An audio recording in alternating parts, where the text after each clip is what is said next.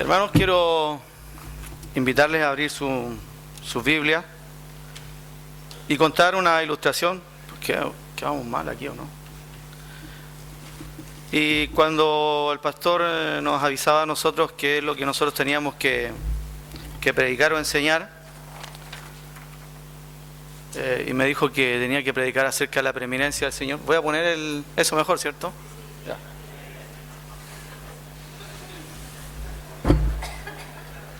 Ahora sí, ya, se ve mucho mejor. Bueno, el Señor nos hizo pequeños, ¿cierto?, para reconocer su grandeza. Y de verdad, cuando me dio el tema, o en realidad el versículo, uno inmediatamente piensa de que hay una gran necesidad de que el Señor tenga la preeminencia en nuestros púlpitos. Y me enseña a mí que nosotros somos simplemente una hoja muy frágil. Y constantemente hacemos mucho ruido, ¿se han fijado? Yo logré hacer esto, yo logré hacer esto otro.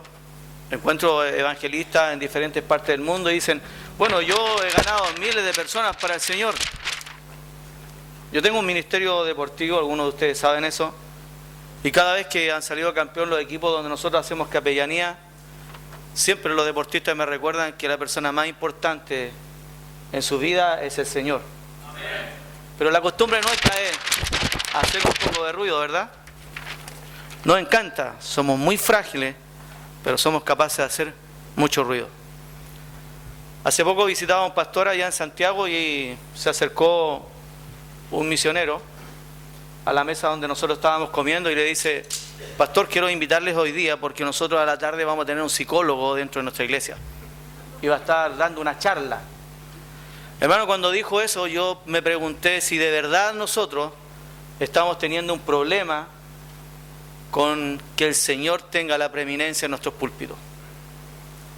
Y estamos dándole mayor importancia a nuestras habilidades naturales, inclusive más que a nuestros dones espirituales. Porque nosotros no hemos entendido que la persona que tiene que ocupar el primer lugar en el púlpito es el Señor Jesucristo. Me hicieron una entrevista a mí en el diario, no estoy diciendo yo para agrandar, pero una cosa interesante es que yo ahora uso todas las poleras que dicen Jesús acá. Y me mando a bordar y lo hago atrás, adelante. Y el reportero me decía, ¿y por qué yo hago eso? Le dije, mira, 30 años yo le hice propaganda a Reebok, Diadora, Nike, Spalding, pero ahora en adelante yo quiero hacerle propaganda a la persona más importante en mi vida, al Señor Jesucristo. Para mí no debe haber otra persona más importante, porque Él me dio la salvación. Y nosotros que fuimos criados en ambiente de alto riesgo debemos entender de que el Señor Jesucristo es la persona más importante en nuestra vida. Cuando me toca leer el versículo, yo empiezo a decir, ¿cuántos van a predicar acerca de este texto? Entonces es una gran ventaja predicar de los primeros, ¿cierto? Ya después cuando están predicando lo último parece que son puros mensajes sopeados, decimos nosotros. Todos han metido la mano ahí. Pero yo quiero invitarles por favor a abrir sus Biblias en el libro de Éxodo, capítulo 20, versículo 1. Y vamos a leer 3 versículos solamente. Ahí. Pero recuerden, hermanos, ¿cómo somos nosotros? Capaces de meter mucho ruido. Dice la Biblia en Éxodo 20, ya después de los 30 años tenemos que empezar a usar lentes, ¿cierto? Y habló Dios todas estas palabras diciendo, yo soy Jehová tu Dios que te saqué de la tierra de Egipto, de casa de servidumbre. Y aparece una frase muy hermosa ahí, no tendrás dioses ajenos delante de mí. Cuando nosotros empezamos a estudiar esto acerca de los 10 mandamientos, tenemos que entender que el único propósito del Señor para su pueblo era que Él pudiera tener el primer lugar, la primacía. Dice Maimónides en su libro Obras Filosóficas, dice que Dios empezó a buscar pueblos que pudieran aceptar todo este mensaje de Dios y tener una relación de amor y una relación íntima con el Señor. Buscó los asirios, los babilónicos y todos le dijeron que no. Pero un día en el monte Sinaí se encontró con el pueblo de Israel, Un pueblo que ya había librado de la esclavitud. Y se acerca a ellos y le dicen, si ellos querían ser su precioso tesoro, su esposa. Y el pueblo de Israel acepta. Pero antes tenemos que entender nosotros de que siempre Dios quiso comunicarse con el hombre.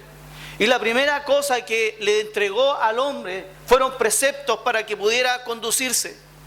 Recuerden ustedes que nosotros somos hechos a imagen y semejanza de Dios. Pero lamentablemente los hombres se han conducido como ellos quieren y se han apartado de todo el gran amor, la compasión, la voluntad y el deseo de ser los representantes de Dios aquí en la tierra. Y los preceptos para recordar el primer precepto que se encuentra en Génesis capítulo 9 versículo 6 dice: no adorar a ídolos o falsas deidades. Era un precepto antes de los 10 mandamientos de las 613 leyes. También en Génesis 9 versículo 1 era no blasfemar. A Adán se le dice en Génesis 1:28: blasfemar es toda expresión o acción injuriosa e irreverente contra Dios o sus representantes. Entonces muchos de nosotros hemos olvidado esos preceptos y los pueblos también. El tercer precepto era no asesinar en Génesis 9 versículo 5. El cuarto precepto era no robar en Génesis 9 versículo 3. También se lo vuelve a repetir Adán en Génesis 2:17. No mantener relaciones sexuales ilícitas era el quinto precepto. Se lo dice Adán en Génesis 2:24. El sexto precepto era no comer carne de animal con vida en Génesis 9 versículo 4. Y el séptimo precepto era establecer cortes de justicia que de verdad fueran justas y que garantizaran los pactos hechos debidamente y acordados y mantenidos con justicia, con juicio y con equidad. Y por eso Dios le dice: yo establezco mi pacto con vosotros. Y Dios siempre ha tratado de comunicarse con nosotros de diferentes formas.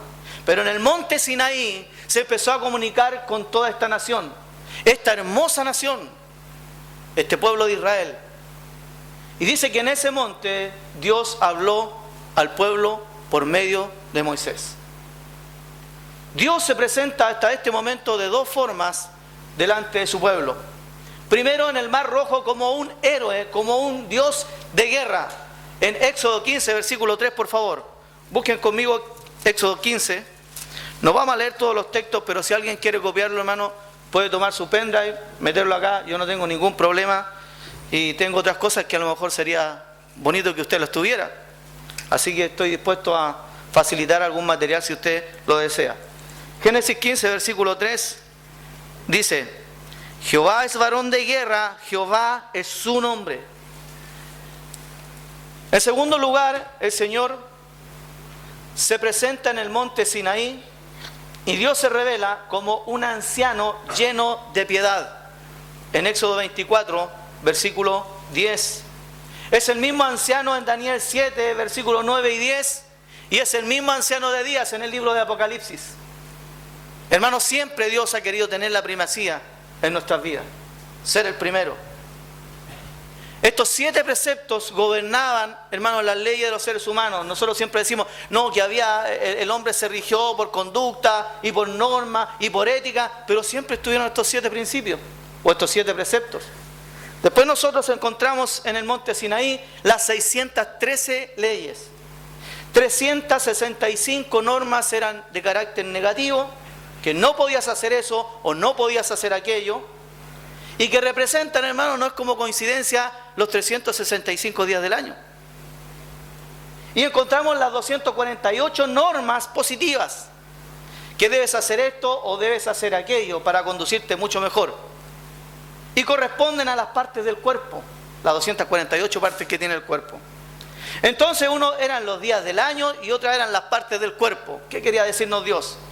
Todo el cuerpo durante todo el año debe estar glorificando al Señor. Esa debe ser la norma, la conducta nuestra.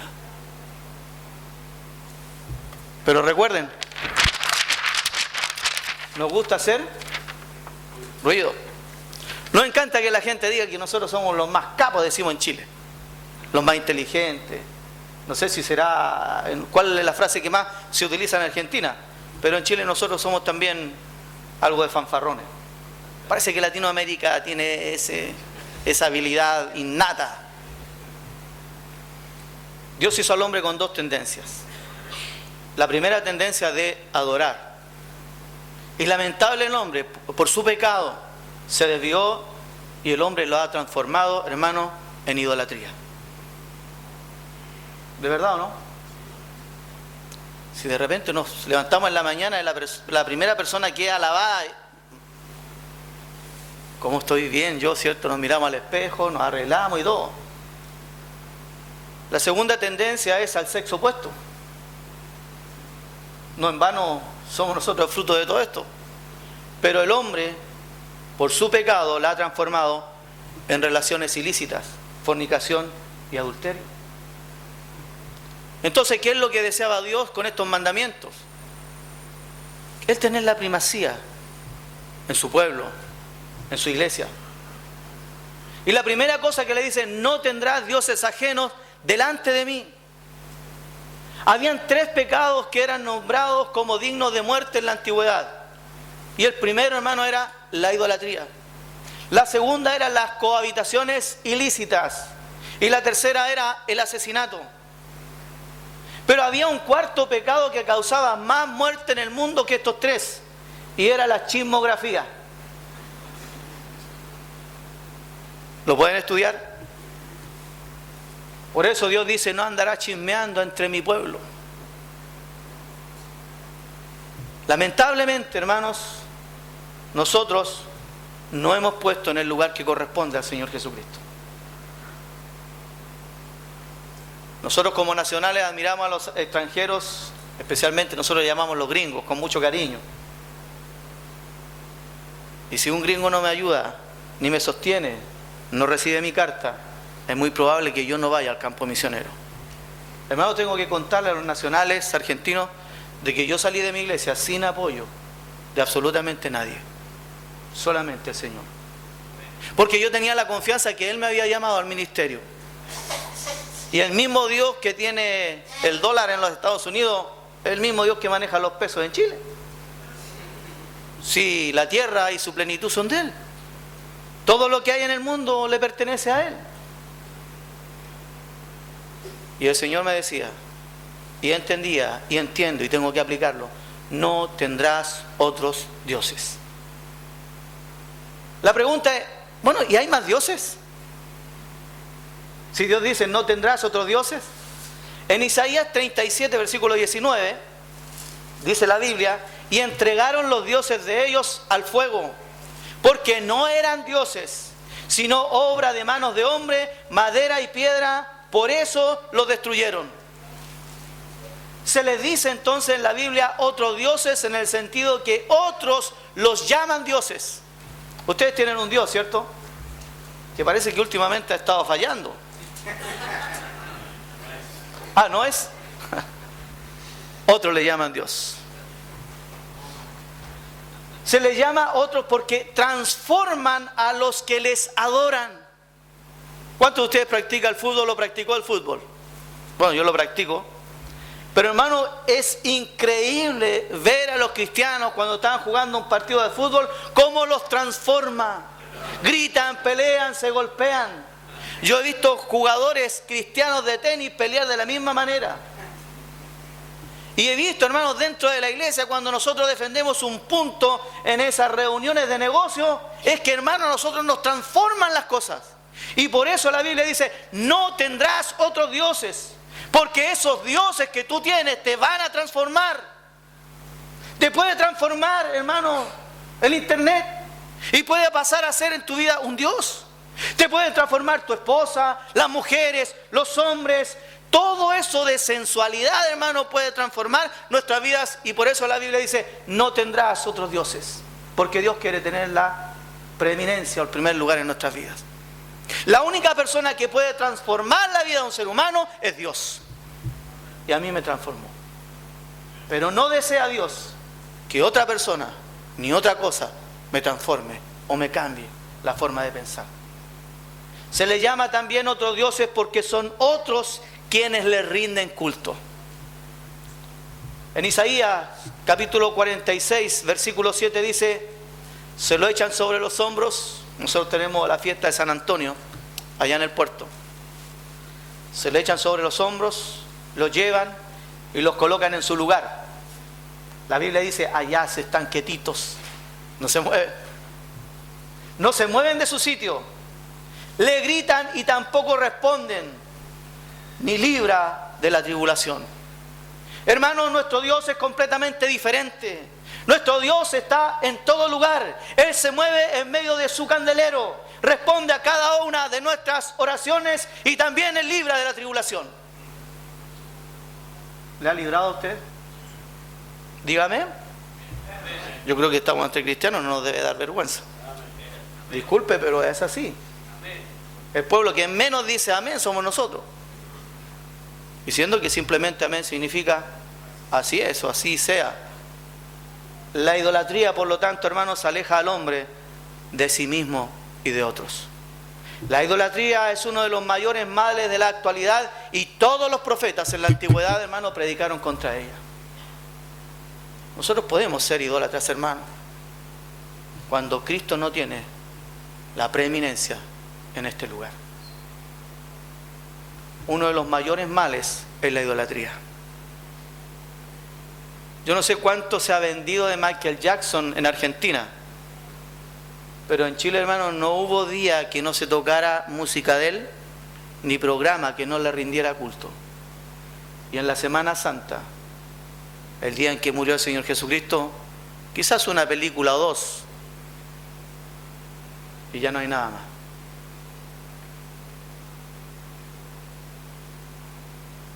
Podemos llegar a ser idólatras, hermanos, por moda. Ah, porque todos lo usan. Y yo bailo hasta igual que él. Y nuestros hijos empiezan a usar la misma ropa. Yo no sé si pasa aquí, pero todos los jóvenes ahora andan con el pantalón abajo. ¿Qué es eso? Eso responde a una cosa, hermano, la pedofilia. Si ustedes logran estudiar un poquito más de dónde viene. Los aretes en las orejas. He visto iglesias bíblicas, bautistas y fundamentales con un tremendo letrero, que los que están tocando la música, hermanos, están con aro y pelo largo. El Señor no tiene la preeminencia en ese lugar. Aunque tenga un tremendo letrero. Se vea, suene parecido, pero no es. Podemos ser idólatras porque alguien nos inició. Bueno, nos llevó al fútbol, nos presentó el personaje y nosotros le adoramos y tiene más preeminencia en nuestra vida. Porque nos inculcaron como folclore, ¿se han dado cuenta? Bueno, hay que adorar a la tirana, allá en Chile es la tirana. Entonces todos nosotros que somos del norte tenemos que adorar a la tirana porque es la jefa y patrona.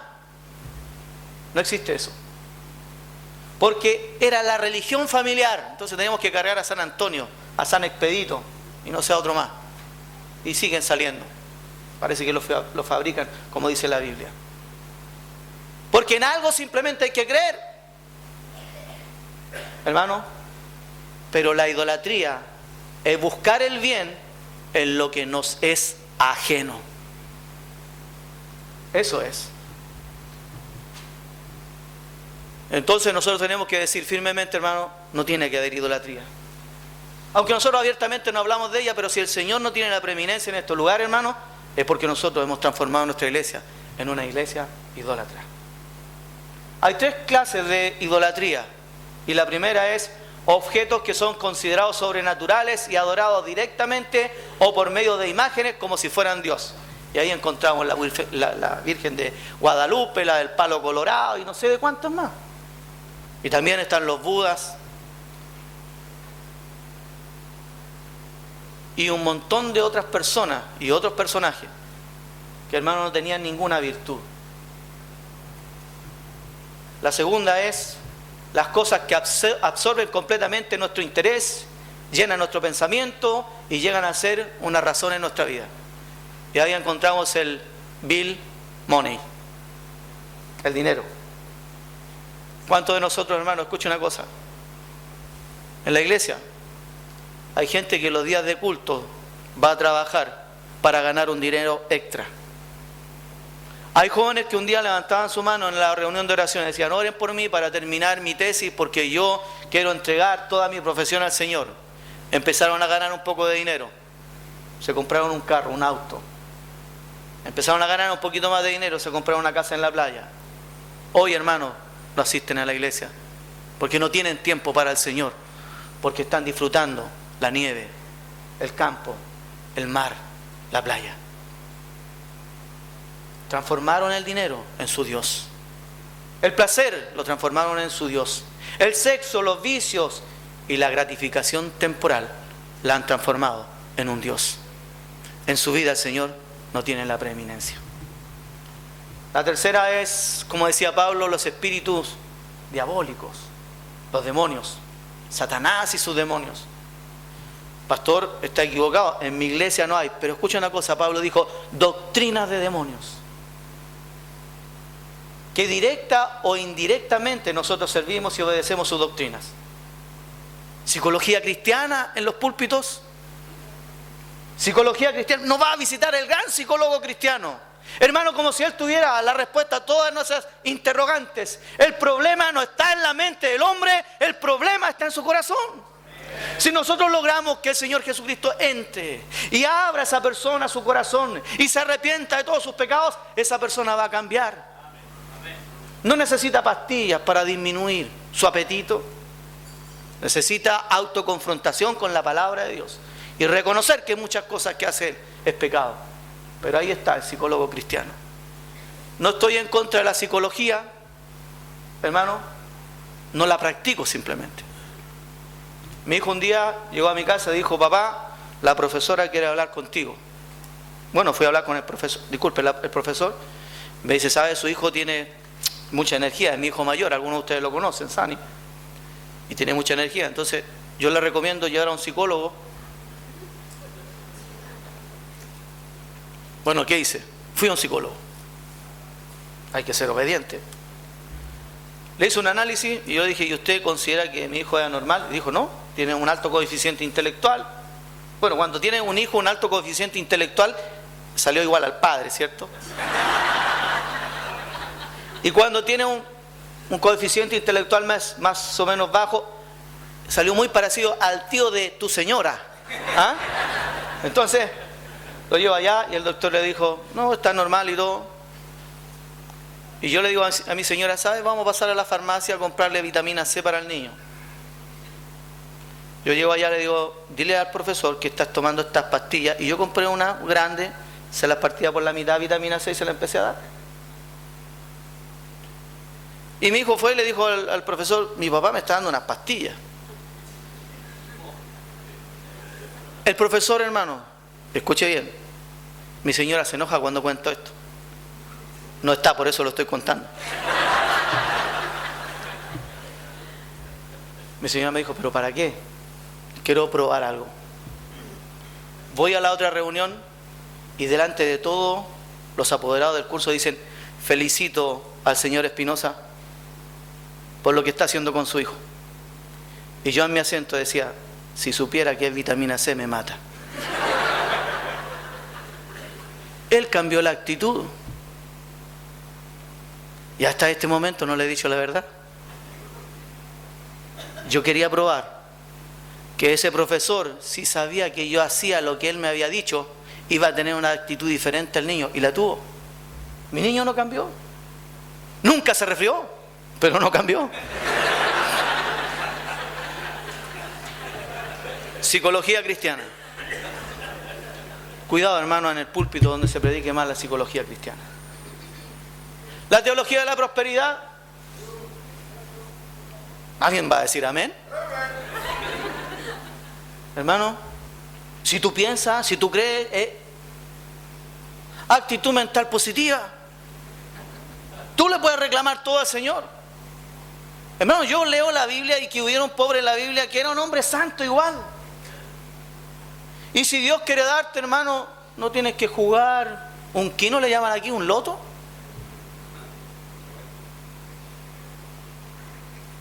Dios si quiere darte, hermano, Él te va a dar. Pero también Dios nos prueba.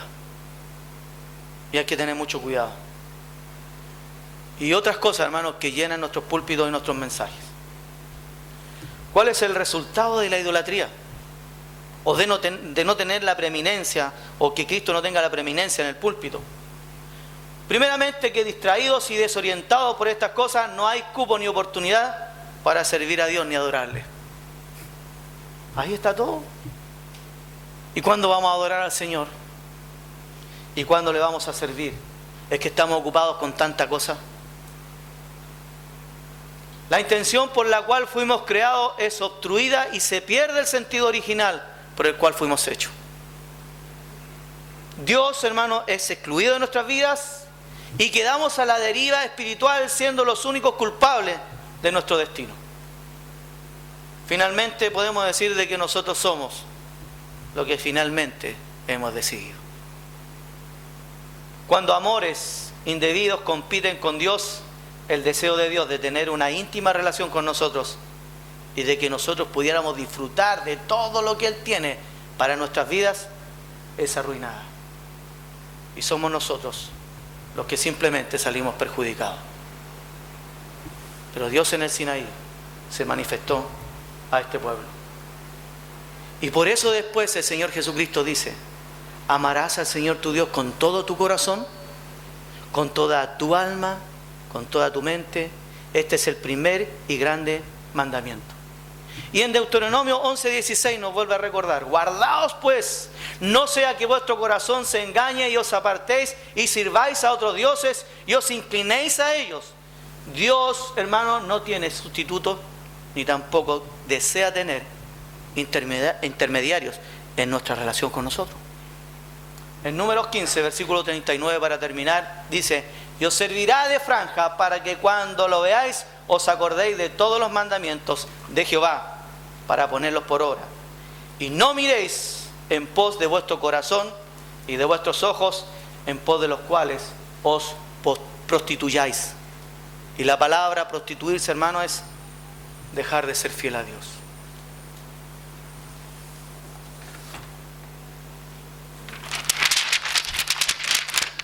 Si un día seguimos sirviendo a nuestros deseos, lo único que queda para Dios es humillarnos. Y que no suceda, hermano, en nuestras vidas, en nuestros púlpitos. Que un día nos encontremos, hermano, de esta manera, perdiendo ese sonido que nosotros podemos entregarlo para el Señor. Y Dios nos humille como humilló a un gran rey, Nabucodonosor. Porque simplemente él no quiso dar la gloria a Dios. Pero Dios tiene poder. Hermano, nos puede volver a estirar, ¿cierto? Y vamos a ir viendo lentamente como Dios en sus manos nos empieza a volver esa imagen, hermano, aunque sea lo mismo, la restauración, salir del dolor. El Señor nos vuelve a un estado original. Pero ¿sabe lo que sucede? Ya no sonamos.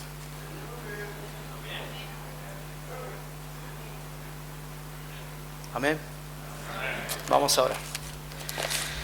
Padre eterno, muchas gracias por todas las bendiciones que tú nos has dado. Y especialmente, Dios, porque tú has sido el que en esta noche ha hablado. Y tu palabra, Dios, ha sido presentada. No queremos seguir sonando nosotros, queremos que tú tengas la preeminencia en nuestras vidas. Y que tú también, Señor, tengas la preeminencia en nuestros púlpitos, en nuestros ministerios. Nos cuesta entender esto, Señor, pero te doy las gracias. Porque aun cuando nosotros hemos sido los más importantes y los que sonamos, tú, Señor, a veces nos has hecho sentir tu mano cariñosa de corrección, de amor, para que nosotros no sigamos sonando. Perdónanos, Dios, y ayúdanos. Y si hay alguien esta noche que se ha desviado en pos de otros dioses o de la idolatría, tú puedas tocar su vida, Señor, antes de que pierda un sonido maravilloso. No queremos, Dios, ser humillados Por eso hemos venido a ti. Perdónanos, Dios, si ha sucedido. En el nombre de Jesús. Amén.